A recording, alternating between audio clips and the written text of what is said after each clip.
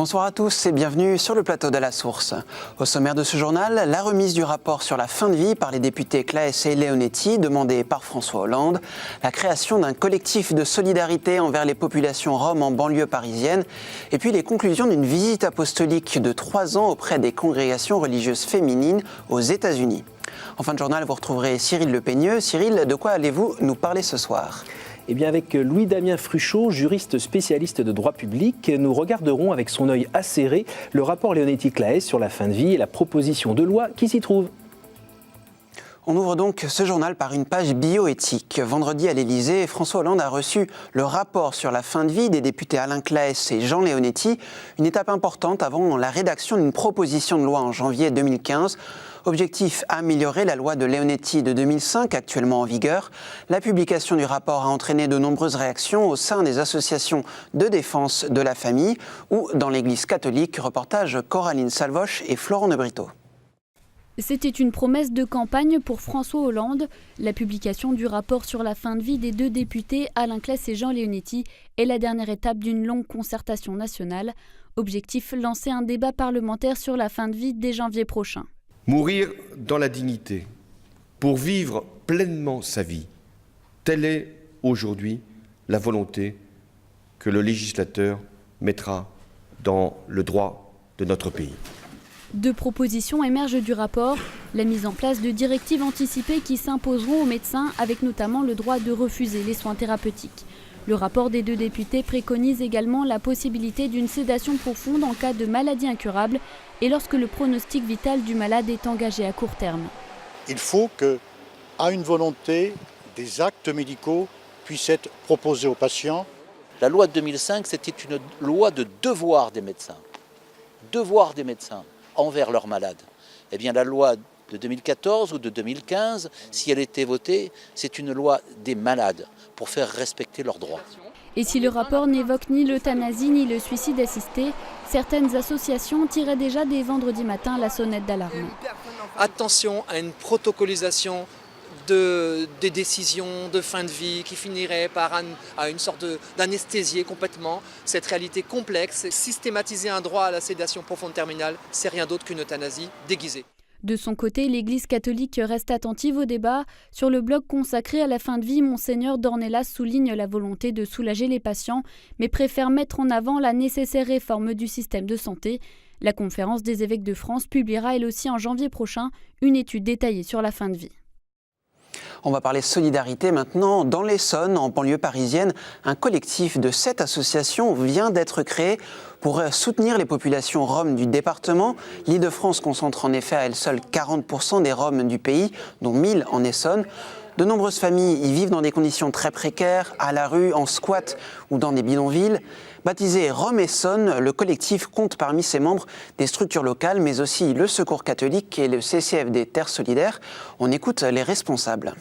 Alors, ce collectif, c'est effectivement mettre en commun des moyens qui proviennent d'associations soit très structurées, soit plus locales, qui ont, de par leur expérience, compris qu'il y avait un enjeu fort à l'accompagnement de ces familles et qui vivent dans des conditions de précarité. Donc nous, ce que l'on veut montrer à travers notre travail collectif et la mise en commun de nos moyens, c'est de sensibiliser les pouvoirs publics pour dire arrêtez de dilapider de l'argent pour systématiquement déplacer cette misère. On ne fait que rajouter de la misère à la misère. En interassociatif, on est beaucoup plus présent sur l'ensemble des terrains. Et puis, dernière chose, demander une coordination efficace avec les pouvoirs publics. On espère un jour arriver à une concertation parce qu'on montrera notre volonté d'accompagner ces personnes et de prendre notre part à l'insertion. La question importante, c'est de faire changer les mentalités. En fait, on s'aperçoit que dans cette population, il y a effectivement beaucoup de chrétiens. Et il n'y a pas de raison qu'en tant que chrétiens, on ne soit pas solidaire de nos frères orthodoxes. Écologie. À Lima, la conférence sur le climat a joué les prolongations jusqu'à dimanche dernier. Les 195 pays participants ont peiné à trouver un accord en vue du sommet de Paris de 2015. Les discussions ont réveillé la lutte d'intérêts entre Nord et Sud, sans compter l'inertie habituelle des puissances pétrolières. En marge de ce sommet, la conférence épiscopale du Pérou a organisé une rencontre entre évêques des 5 continents. C'est l'évêque de Troyes, Monseigneur Stinger, qui représentait l'Europe. Il nous parle de la déclaration finale transmise par les évêques au gouvernement. Elle rappelle la responsabilité des gouvernements, qu'il y a des décisions à prendre, des décisions pour contrecarrer, au fond, ce changement climatique, et en particulier décider de faire appel davantage à des énergies alternatives renouvelables et de laisser de côté les énergies carbonifères. Deux événements tragiques ont marqué l'actualité internationale de ces dernières heures. Tout d'abord au Pakistan, où plus de 130 personnes, dont une centaine d'enfants, ont été tuées par les talibans dans l'attaque d'un lycée pour enfants de militaires à Peshawar. Un massacre présenté par les talibans comme représailles à l'offensive de l'armée dans leur bastion du Nord-Waziristan en juin dernier. Et puis en Syrie, une base militaire de l'armée régulière est tombée aux mains d'Al-Qaïda. Au terme de 2 jours de combats sanglants, le bilan s'élève à plus de 180 morts, selon l'Observatoire syrien des droits de l'homme, une ONG proche de l'opposition syrienne. On part maintenant au Vatican. Au terme d'une visite apostolique de 3 ans auprès des congrégations religieuses féminines aux États-Unis, la Congrégation pour les instituts de vie consacrée et les sociétés de vie apostolique a publié son rapport aujourd'hui. Le Vatican demande notamment aux religieuses américaines de vérifier que leurs pratiques spirituelles soient en harmonie avec l'enseignement de l'Église. Le rapport pointe aussi le souhait des jeunes candidates à la vie religieuse d'être extérieurement reconnaissables en tant que femmes consacrées. Au Vatican toujours, le pape François a reçu hier nos confrères de la chaîne de télévision des évêques italiens TV 2000. L'occasion pour lui de mettre en garde les médias contre 3 péchés. On l'écoute. Parlare alla persona tutta intera. Ecco il terzo compito del comunicatore. Evitando quelli che, come ho già detto, sono i peccati dei media. La disinformazione, la calunnia e la diffamazione. Questi 3 sono i peccati dei media. La disinformazione in particolare spinge a dire la metà delle cose e questo porta a non potersi fare un giudizio preciso sulla realtà. Una comunicazione autentica non è preoccupata di colpire. L'alternanza tra allarmismo catastrofico e disimpegno consolatorio, 2 estremi che continuamente vediamo riproposti nella comunicazione odierna, non è un buon servizio che i media possono offrire alle persone.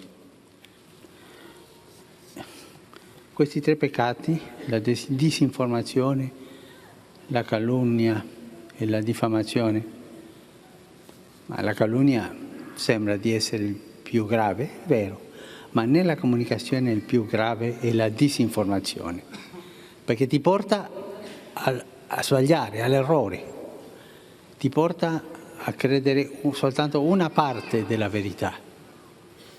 Autre audience, celle que le pape a accordée samedi dernier au président du Conseil italien Matteo Renzi. Une audience qui intervenait à quelques jours de la fin de la présidence italienne du Conseil de l'Union européenne. Au menu de la rencontre, la crise économique et ses conséquences négatives sur l'emploi des jeunes, mais aussi la récente visite du pape François aux institutions européennes à Strasbourg.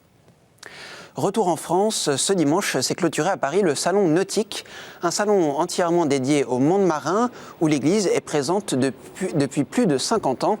Un excellent moyen de constater le lien fort qui existe entre la foi et le monde de la mer. Florent de Brito s'est glissé parmi les troupes de scouts marins. Le Salon Nautique, ses visiteurs, ses voiliers luxueux et onéreux et son stand chrétien. Voilà maintenant 50 ans qu'une présence catholique est assurée sur le salon. Cette année, c'est l'association Cap Vrai qui allie spiritualité et navigation et qui partage un stand avec plusieurs autres associations catholiques. Une présence que l'organisation du salon finance même en partie. L'année dernière, j'ai pu rencontrer M. Pichavant, qui est le commissaire général du Salon Nautique. Pour lui, dans le monde de la mer, la foi est toujours, d'une façon ou d'une autre, présente. De tous les salons parisiens, le Salon Nautique est l'un des rares à accueillir une présence religieuse. Alors, pourquoi une telle particularité ? La réponse se trouvait en partie dans les offices organisés en mémoire des disparus en mer. J'ai jamais rencontré un marin qui, en jour de tempête, dit que Dieu n'existe pas. Face à l'épreuve de la navigation et à cette inadéquation entre la vie et la mort, automatiquement la question de Dieu est toujours propice. Autre illustration du lien entre mer et spiritualité, les scouts marins. Ils étaient nombreux à être venus pour le salon. Eux cherchent avant tout des vertus dans la foi catholique. Il y a énormément de valeurs aussi qui peuvent être transmises par la mer et des valeurs qui se rapprochent beaucoup de celles transmises par la religion chrétienne et catholique. Par exemple, tout ce qui est respect de l'environnement, respect du prochain. Hier comme aujourd'hui, c'est aussi face à l'immensité et au danger de la mer que les marins de toutes sortes se sont souvent tournés vers Dieu. Scoutisme encore. Pour les scouts et guides de France, le temps de l'Avent est marqué par l'opération Lumière de la Paix Bethléem. Allumée dans la grotte de la Nativité à Bethléem, la lumière est rapportée à Vienne, puis transmise de main en main partout en Europe. Vous voyez ici des images tournées à Montpellier. La Lumière de la Paix s'est arrivée à Paris dimanche dernier. Et puis, on finit par ces images du diocèse de Clermont. À l'approche de Noël, 900 élèves espagnols, italiens, anglais, allemands et français étaient réunis jeudi dernier pour un concert solidaire à la cathédrale.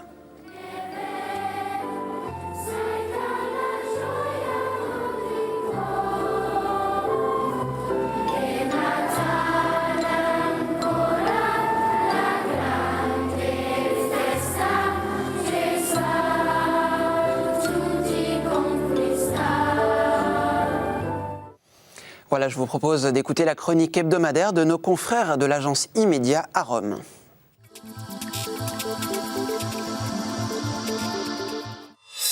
Bonjour. Si le pape s'était bien gardé de parler pendant le synode des évêques d'octobre dernier, il a profité de la dernière audience générale pour donner sa version des faits. Le pape a en effet fait une vraie mise au point sur ce qui s'était dit ou pas dit pendant le synode. Et certes, les pères synodaux ont parlé fort, mais ce n'est pas pour autant qu'ils se sont disputés, a-t-il dit. Et s'il y a pu avoir des différences de point de vue, c'est un bon signe. C'est le signe de la liberté qu'il y a dans l'Église, a dit le pape. D'ailleurs, comme il l'a rappelé, c'est lui-même qui avait incité les pères synodaux à parler librement, et c'est ce qu'ils ont fait. Ils ont, a-t-il dit, exprimé ce qu'ils avaient sur le cœur. Et c'est aussi la preuve, le pape a insisté là-dessus, qu'il n'y avait eu aucune censure préalable à ce synode. Autre point sur lequel le pape a tenu à insister, le fait qu'aucune vérité fondamentale du sacrement du mariage n'ait été remise en cause. Et le pape a même précisé sa pensée par vérité fondamentale. Il entend l'indissolubilité, l'unité, la fidélité et l'ouverture à la vie. Et puis, le pape en a profité pour faire une petite pique à l'égard des journalistes qui ont couvert le synode. S'il les a remerciés pour leur travail, il a regretté que certains aient présenté les débats comme des chroniques sportives ou politiques, je cite, et qu'ils aient présenté les débats sous la forme de deux camps, d'un côté des conservateurs et de l'autre des progressistes. Et puis le pape a encore dit que le synode ne fonctionnait pas comme un parlement, qu'il n'y avait donc pas eu d'affrontement, puisque de toute façon, le synode est pour lui un espace protégé permettant à l'Esprit Saint d'agir. Et puis cette mise au point du pape a aussi été l'occasion d'expliquer que la veille, les lineamenta du synode sur la famille d'octobre 2015 avaient été publiés, à savoir donc le document préparatoire du synode sur la famille d'octobre 2015, qui comprend pas moins de 46 questions qui seront envoyées aux conférences épiscopales du monde entier. Et puis surtout, le pape en a profité pour rappeler une dernière fois que le processus du synode est avant tout un chemin qui a besoin encore d'être poursuivi, au moins jusqu'à octobre 2015. Je vous dis à la semaine prochaine. Place maintenant à la chronique du Monde. C'est au tour de Jasmin Lemieux-Lefebvre de prendre la parole depuis le Québec.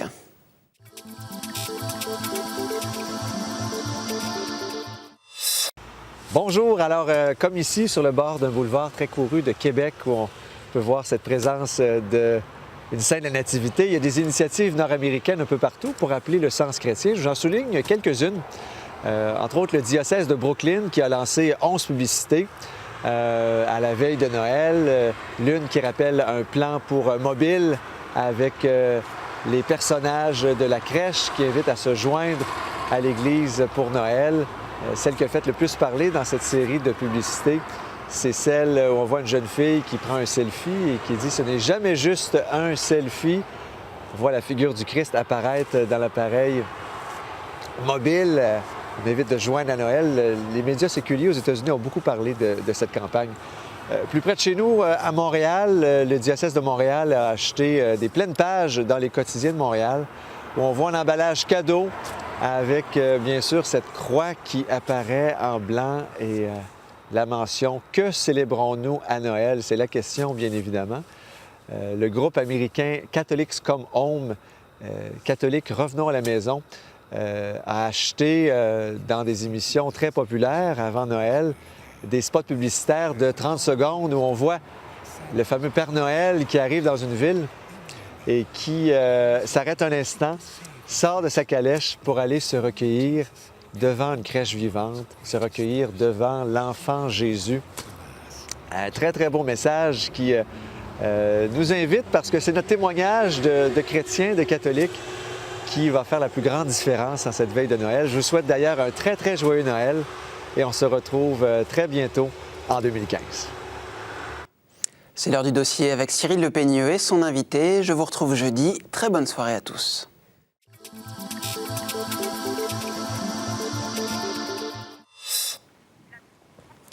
Alors bonsoir à tous. Le débat sans vote sur la fin de vie à l'Assemblée nationale, annoncé vendredi par François Hollande, se tiendra le mercredi 21 janvier, a-t-on appris aujourd'hui.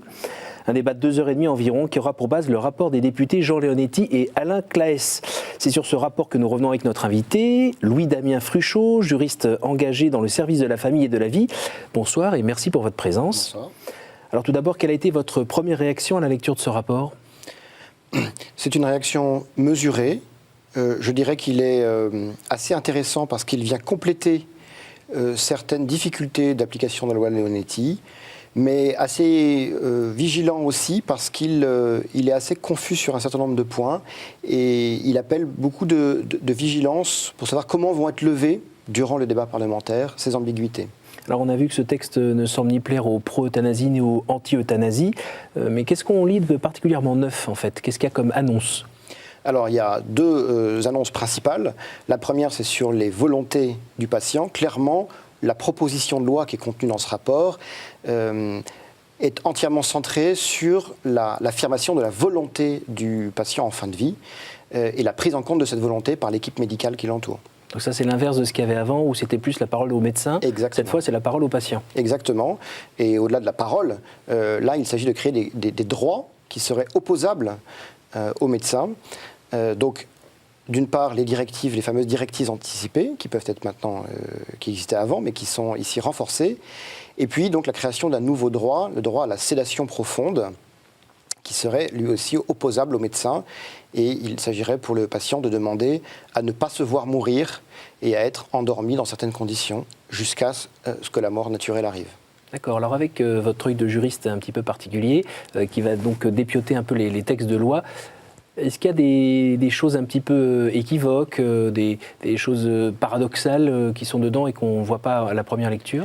Oui, la première chose, c'est si le texte ne parle pas d'euthanasie explicitement, le droit à sédation profonde dont il est question continue à prévoir le fameux double effet, c'est-à-dire qu'on va chercher avant tout à apaiser le patient et à supprimer la souffrance. Et éventuellement, le produit qui sera donné au patient pourrait abréger la vie de la personne. Mais dans la loi Leonetti, ce principe du double effet était explicitement prévu.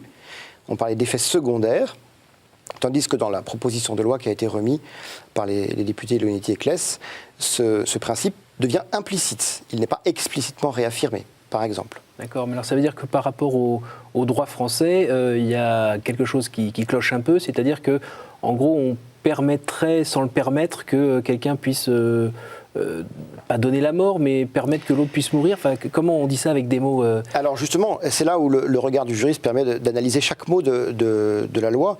Le texte de la proposition de loi, pour l'instant, demeure en deçà de l'euthanasie et continue et affirme que le droit à sédation profonde n'a lieu que lorsque le pronostic vital est engagé et lorsqu'il y a une souffrance qu'un traitement ne peut pas diminuer.